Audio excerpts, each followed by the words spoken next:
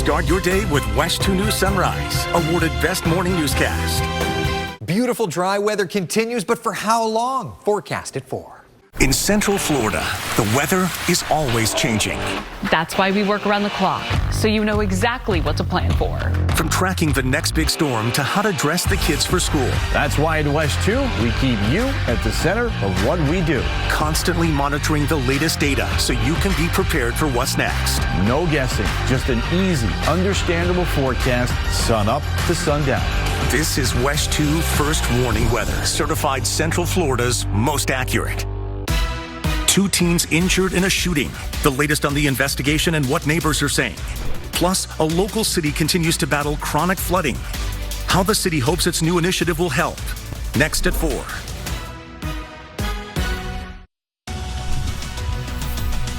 This is the worst feeling when you're able to be a parent and having to bury your child. A 14-year-old shot and killed in his neighborhood. We spoke to his parents and Marion County investigators about what happened. A red flag raised in the so-called suitcase murder trial, the testimony the defense is now concerned about before closing arguments can start. And fighting the flooding. The solutions being put into motion to deal with all the water in Edgewater. WESH 2 News starts now with breaking news. And that breaking news is in Los Angeles, where we are now just minutes away from a much anticipated decision in the case of the Menendez brothers. The district attorney will be announcing whether to recommend resentencing Eric and Lyle Menendez, who were convicted of murdering their parents more than 30 years ago. That announcement is happening at 4:30, and when it does, we will bring it to you live right here on WESH and WESH.com. And first at 4, a 14-year-old boy shot to death, and deputies are trying to figure out how and why it happened. Good afternoon, I'm Nancy Alvarez. And I'm Jesse Pagan. The shooting happened yesterday in the Marion Oaks subdivision along Southwest 48th Avenue near Sunrise Elementary School. WESH 2's tonight, Gebrigedigas is live outside the sheriff's office, and tonight you talked with the victim's parents. Yeah, just an absolute nightmare for them. Marion County Sheriff's Office is not releasing too many details right now. But after speaking with the parents, they tell me Marshawn Jones was living with his grandparents in Ocala and that he was at a friend's place just down the street when he was shot. Now, Jones's parents tell me he just moved to Ocala a couple months ago and had plans to attend Denellen High School. The sheriff's office says if you know anything that can help with the investigation, please give them a call. Live in Marion County, Sinead Gebrigedigas, WESH 2 News. All right, tonight, thank you. Now in Orange County, 2 14-year-old boys are in the hospital after they were shot. This happened around 8:15 last night in Huntington Green Court near Texas and Americana. One teen was found on scene. The second later showed up at the hospital. Dave McDaniel will have an update on the investigation at 4:30. All right, now to some breaking news in East Orange County, where a body was found inside a burning mobile home. This all started just before at a home on Indigo Avenue that's just south of State Road 50. Orange County Fire says once they put that fire out, they did find that person dead inside. No word yet on what exactly started that fire. We'll keep you posted on the investigation. Also developing now, Sarah Boone's defense has rested its case in the so-called suitcase murder trial, but closing arguments have not yet started. Boone's attorneys had concerns with testimony from a witness during the state's rebuttal. WESH 2's Justin Shecker is outside the courthouse once again for us this afternoon. So, Justin, you have the latest on where things stand right now. Well, at this hour, Nancy, the prosecutors are still delivering their rebuttal. They've been showing the jury body-worn camera videos from past law enforcement interactions with Sarah Boone. When court resumed after lunch, Boone's defense attorney still had plenty of questions for the state's forensic psychiatrist witness. And Dr. Werner also testified she doesn't believe battered spouse syndrome is applicable to Boone's actions the night her boyfriend died of suffocation in that suitcase. We'll play for you that sound coming up on the news at 5. Meanwhile, closing arguments will still need to take place before the jury can begin deliberations.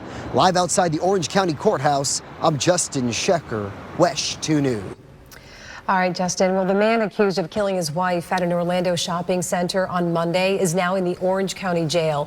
54-year-old Armando Caralero was faced a judge this afternoon. He was brought back to Orange County yesterday after he was arrested down in Indian River County. The shooting happened along Lake Underhill Road and Semron Boulevard. Right now, police are still working to figure out what exactly led up to the shooting. 12 days to go in the race for president, and the candidates are staying focused on those battleground states. Yeah, here's a closer look. Both camps are targeting 3 states apiece today. The Harris camp will be in North Carolina, Pennsylvania, and Georgia. The Trump camp targeting Arizona, Michigan, and Nevada. And both teams are coming out swinging with star power tonight. Rallying for Harris tonight, former President Barack Obama, Bruce Springsteen, Tyler Perry, and Samuel L. Jackson. On the Republican side, former Congresswoman Tulsi Gabbard and political activist Charlie Kirk. NBC's Bree Jackson has the latest. If you want to vote by mail, you have less than an hour to request a ballot. Deadline is at 5 o'clock. It's about 4:09 right now. No matter when it's postmarked, your ballot must be turned into the office by 7 p.m. Election Day, which is November 5th. And join us tonight to get the facts about the amendments on your ballot. There are 6 of them. We'll break down each one in a comprehensive half-hour special. Join us tonight at 7:30 for this Commitment 2024 special explaining the amendments. At least 18 people are dead after Israel hit a school in the center of the Gaza Strip. Palestinian officials say most of the victims are women and kids. More than 40 others were hurt. One doctor told NBC News the strike hit a prayer hall where families were sheltering.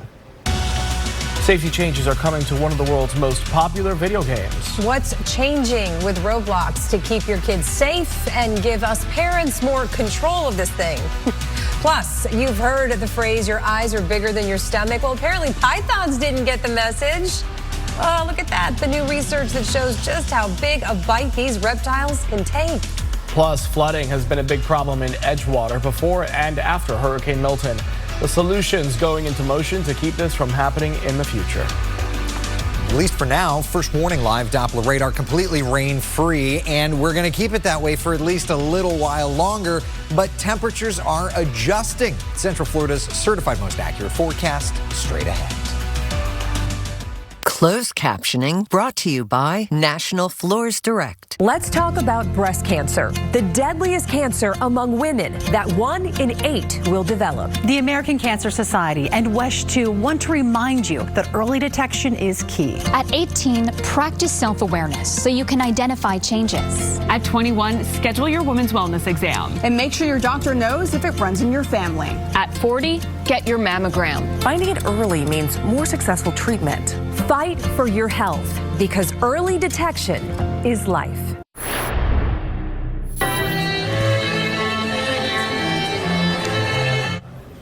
It's beautiful. The sound of violins filled the air in Asheville, North Carolina last night as this heartbroken community gathered to honor the lives lost in Hurricane Helene. The Asheville Symphony and several local choirs performed. The night ended with a candle lighting ceremony. All right, the devastation will take years, really, to fully recover from, and today we're getting a better idea of just how much it will cost to recover. The governor of North Carolina says the price tag is 3 times that of Hurricane Florence, which hit the state in 2018. All right, so here's the breakdown. Governor Roy Cooper says Helene is likely to have caused at least $53 billion in damage. Helene is being blamed for at least 96 deaths in North Carolina and triggering 1,400 landslides and damaging about 6,000 miles of road. So we've got a pretty good idea of what the needs will be, and that's $53 billion. We've done this based on estimates and formulas that we've used in the past that have been pretty accurate. And we believe that if we jumpstart funding now on many of these areas, that will lead to a faster and stronger recovery. State lawmakers are set to return to Raleigh to debate another disaster relief bill. Governor Cooper is recommending spending nearly $4 billion as a, quote, down payment on the future of Western North Carolina. It's also been a slow recovery for people in Edgewater after Hurricane Milton. But they are finding solutions to deal with flooding that was already an issue before the storm. WESH 2's Pamela Combs shows us the plan being put into motion now. The mayor adds they put out a bid to hire a third-party engineer to help them figure out the best way to move forward.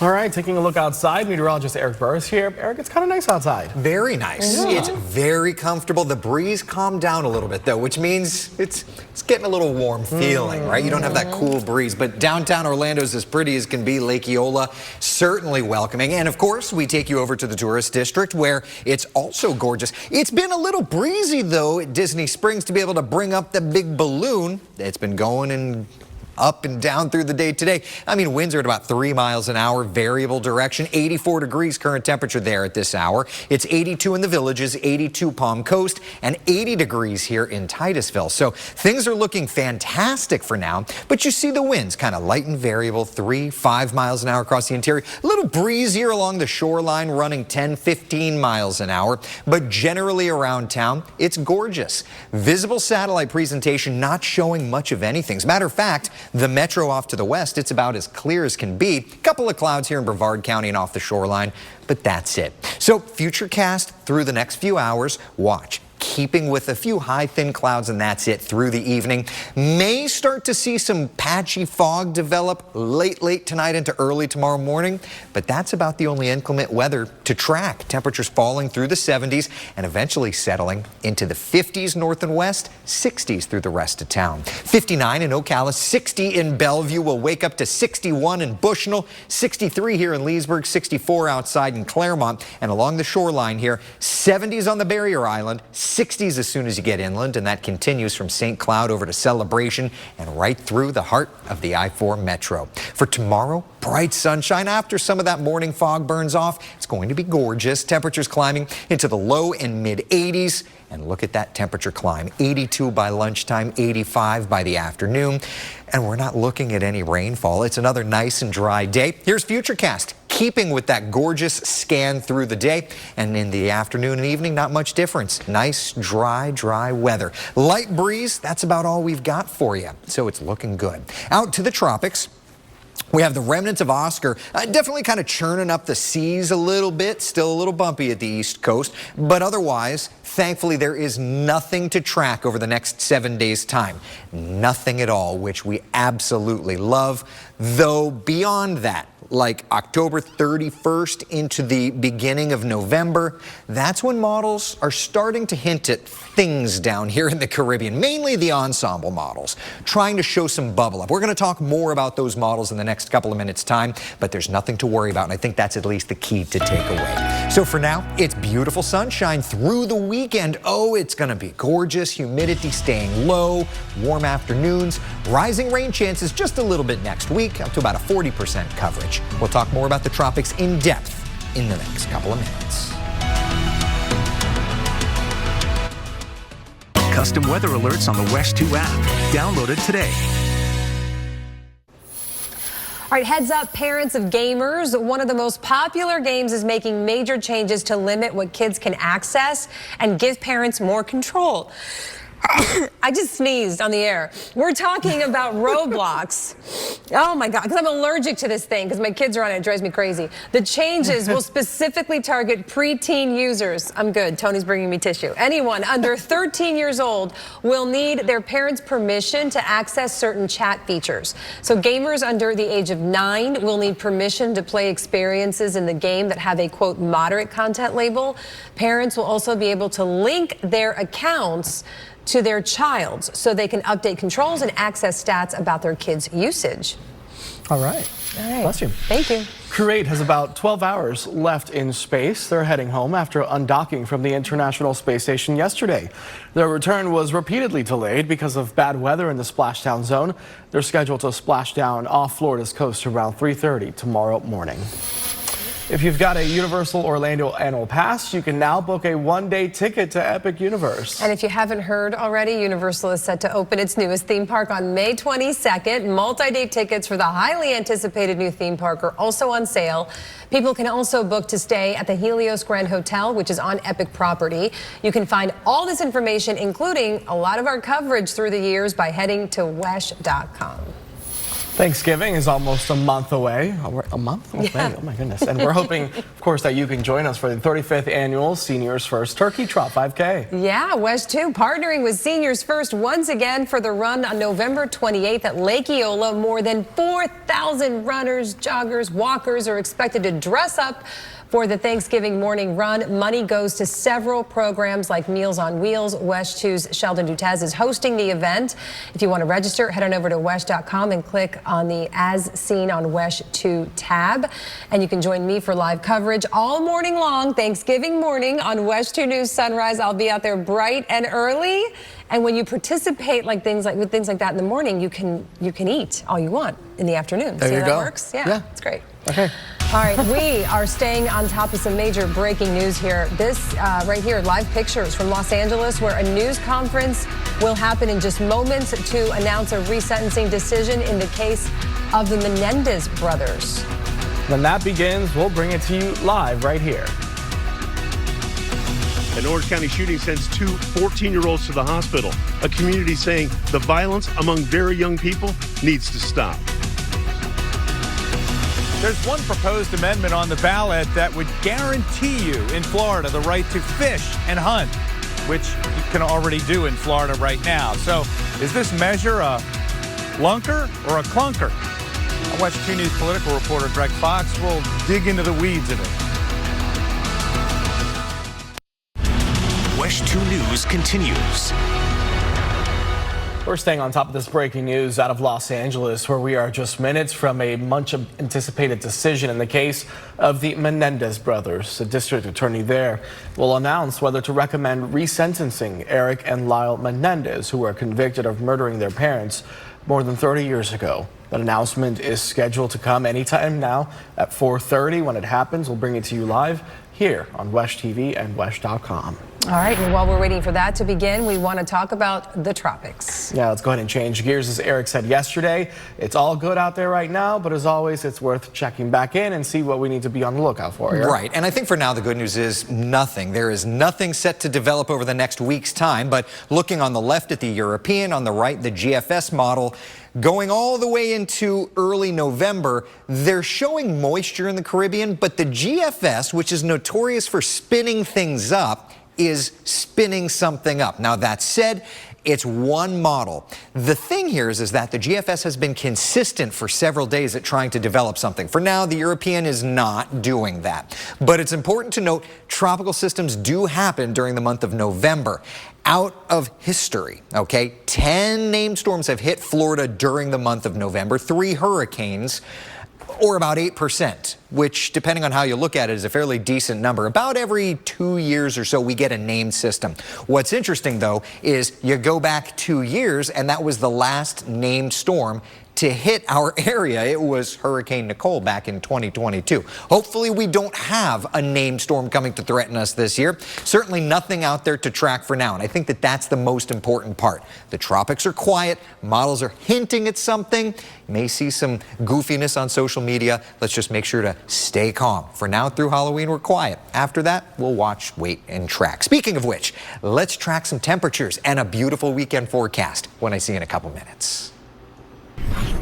Now we want to take you back live to Los Angeles, where we are awaiting a decision in the possible resentencing of the Menendez brothers that is set to be announced at any moment.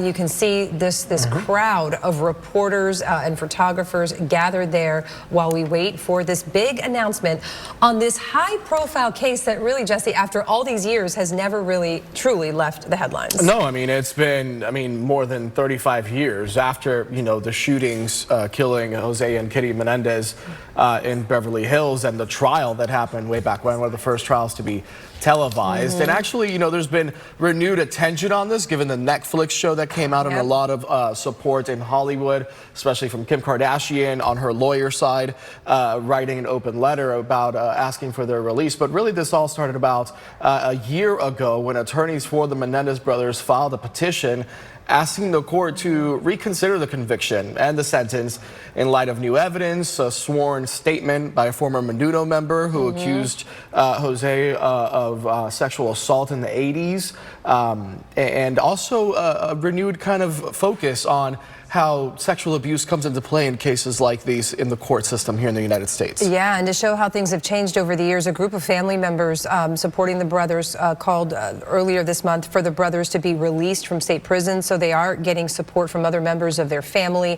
Just to give you some context, as we look at this video of them from over the years, Eric Menendez is now 53 years old. And Lau Menendez is now 56. Yeah, they were 21 and 18 at the time. Yeah, wow. So just, geez, almost a lifetime there. So highly anticipated announcement coming out of Los Angeles. Once again, you can see the room full there of reporters and photographers who have gathered to see what happens next in this high-profile case. Absolutely. And their defense, what they're asking for is the court to either vacate the conviction, right, or permit discovery and an evidentiary hearing during which the defense can then provide more proof. There's also a letter that the defense attorneys say that one of the brothers wrote to their cousin that alludes to the sexual abuse intended at the base of all of this. And from the beginning, the brothers, I mean, the history of the case, the brothers did not deny killing their parents during the trial, but they did say it was all because of abuse they endured during their lifetime. And actually, the first trial in this ended in a mistrial after the jurors deadlocked on the charges on what they were going to charge and convict the brothers with, and then they went to a second trial where much of the defense's documents and evidence about the sexual abuse was excluded from that trial, and that's where the brothers were found guilty. Mind you, that one was in 1996, so they went through about 6 years of you know, court cases and hearings and trial moving through the legal process. And you know, there's no question. I mean, this is, you know, one case. It's two brothers, you know, the murder of their parents, and there's so much media attention, but, you know, there's no question about it. Every time we see something like this, and when there's such a massive change, for example, maybe perhaps seeing this resentencing that could happen here at any moment, it does have a trickle effect on other cases across our country, because we have to pause and think about how many other cases, right, are in limbo, and people wanting to be listened to again, to have another shot at justice. So these cases always do have a trickle effect because they do serve as an example of a possible outcome, even after all these years. So it'll be very interesting to see what happens. Absolutely. So you can see right there on the small box on your screen, we are keeping that live camera there in that room in Los Angeles as everything gets set up, and we catch you up on the history of that. We're going to move on to some other news of the day, but we'll jump right back into this as soon as they start. In Commitment 2024, we're zeroing in on one of the amendments on your ballot. Yeah, Amendment 2 is one that seems like a no-brainer, but WESH 2 News political reporter Greg Fox has really important things for you to weigh before you cast your vote. All right, and join us tonight to get the facts about all 6 amendments. We will break each one down in a comprehensive half-hour special. Join us tonight at 7:30 for this Commitment 2024 special explaining the amendments. A new poll has Donald Trump and Kamala Harris in a dead heat overall, but when it comes to the economy, the numbers show more Americans feel better about the former president returning to the White House. According to the CNBC All-America Economic Survey, 42% say they will be better off financially if Trump wins. 24% felt that way if Harris wins. 29% did not think their situation would change. Overall, the poll puts Trump ahead of Harris by just 2 points, well within the margin of error. In the 7 battleground states, it's even tighter, with Trump ahead by just 1%. The Justice Department has sent a warning to Elon Musk. Musk's Political Action Committee is offering $1 million in cash prizes to swing state voters if they sign his committee's petition. But in a letter from the DOJ, officials are warning Musk the lottery-style giveaway may actually violate election laws, including a ban on paying people to register to vote. It's unclear what further action, if any, the DOJ might take.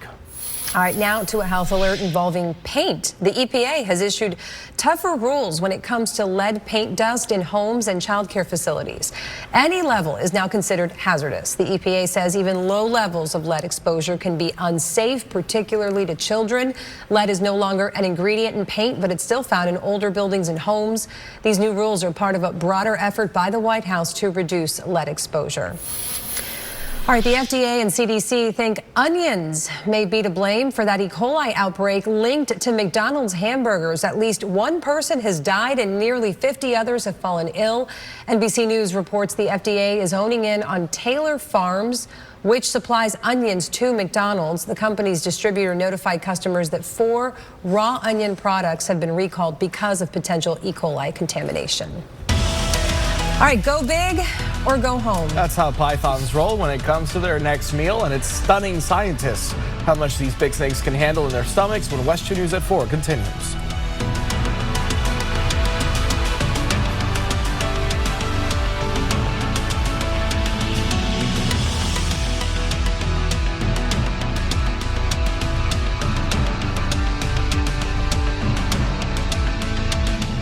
Closed captioning is sponsored by Rubenstein Law. Injured? Call 1-800-FL-LEGAL. Give it up for Seth Meyers, y'all. Well, you had a birthday recently when you turned 50. My kids keep saying, you know, you look really good for 50.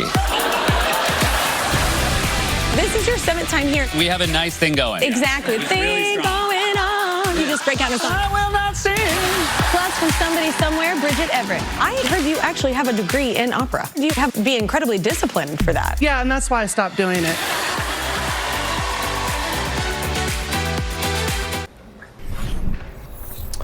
And we are staying on top of that breaking news. This is a live look again at that conference room out of Los Angeles. We are waiting a much anticipated press conference about a decision in the case of the Menendez brothers there. The district attorney there set to announce whether he will recommend resentencing for Eric and Lyle Menendez.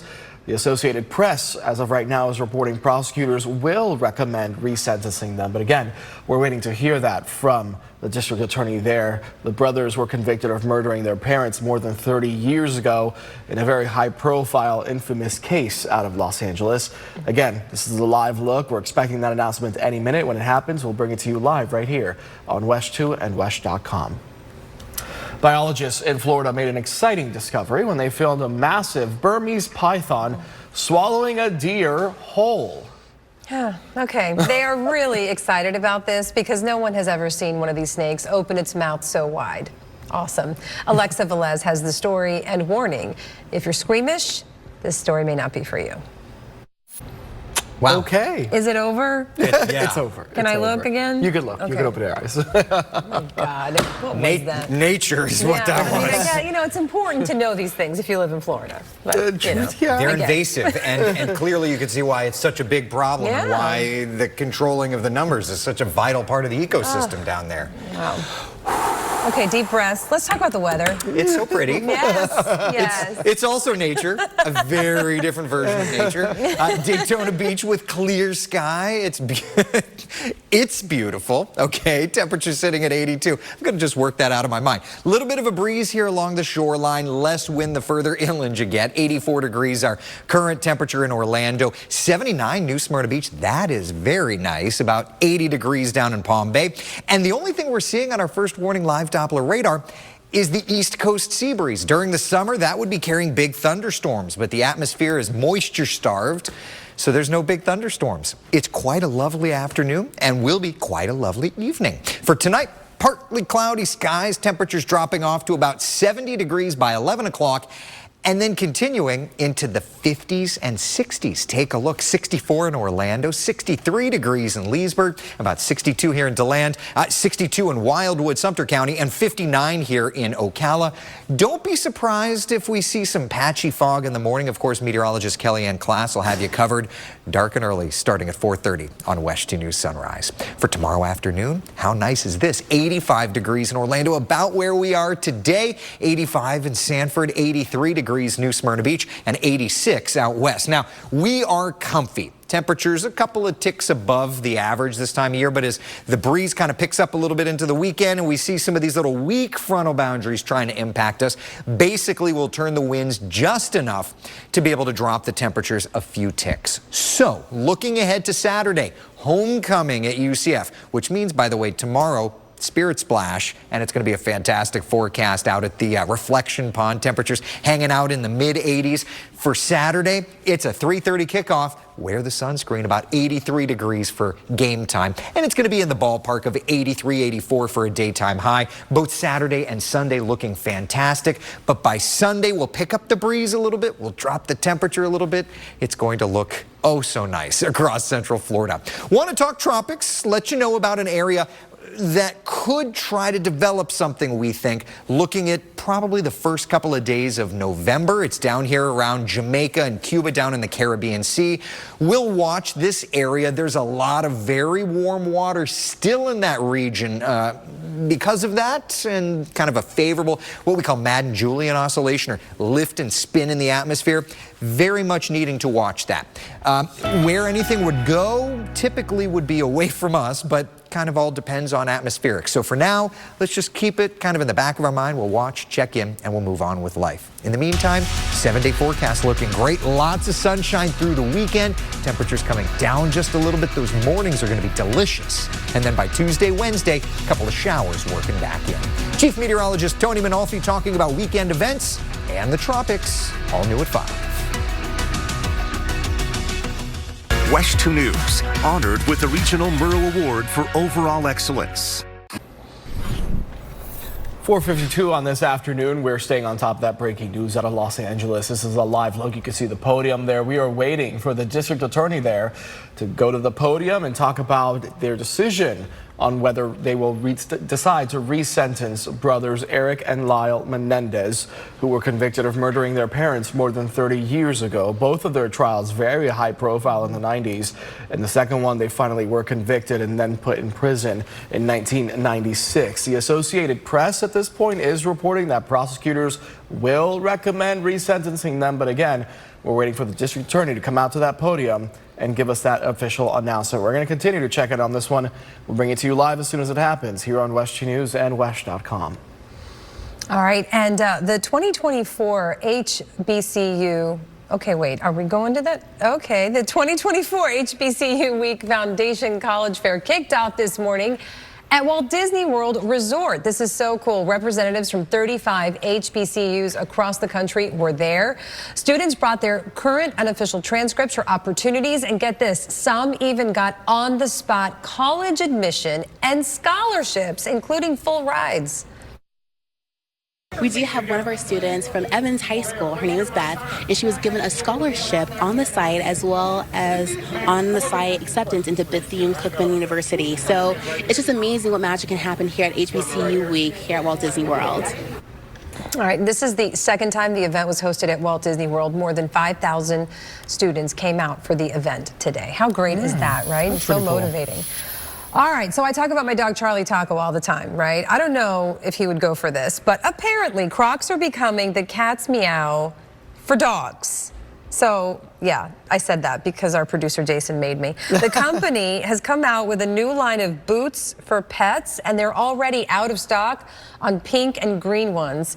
They dropped them online yesterday as part of its so-called Croc Day. I think Charlie might be about it. You think? I think so. I gotta buy 4 Crocs. 2 are expensive. I gotta buy 4? I don't know. I don't know about that. We'll see. All right, 1 week to Halloween, and here are some of the top costumes according to Google Trends. The shrunken head bob from Beetlejuice tops the list, followed by Australian breaking legend Ray Gun, Catnip from Poppy Playtime, Dolores from Beetlejuice, and Pomni from The Amazing Digital Circus. Sadly, the Nancy Alvarez collection did not crack the top 25. I'm sorry, my friend. Jason made you say that too. Yes, he did. He makes us say the craziest things. All right. Are you going to ask me what I'm going to be?